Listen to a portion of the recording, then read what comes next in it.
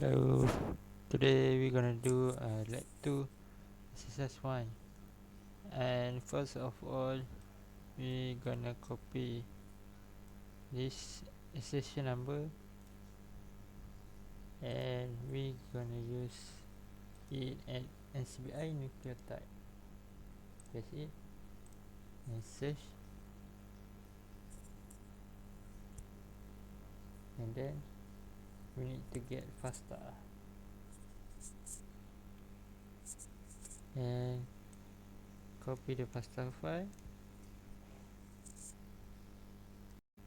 After we find both of the FASTA file, exercise 1 and exercise 2, we can put it in Notepad and save as L2E1 dot FASTA as this, and then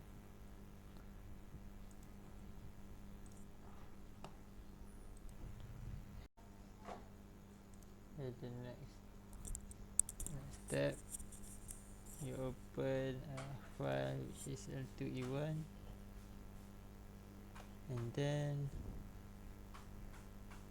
we select accessory application, we choose cluster W multiple alignment, and we run cluster W, click OK, and then we wait, we get the final answer.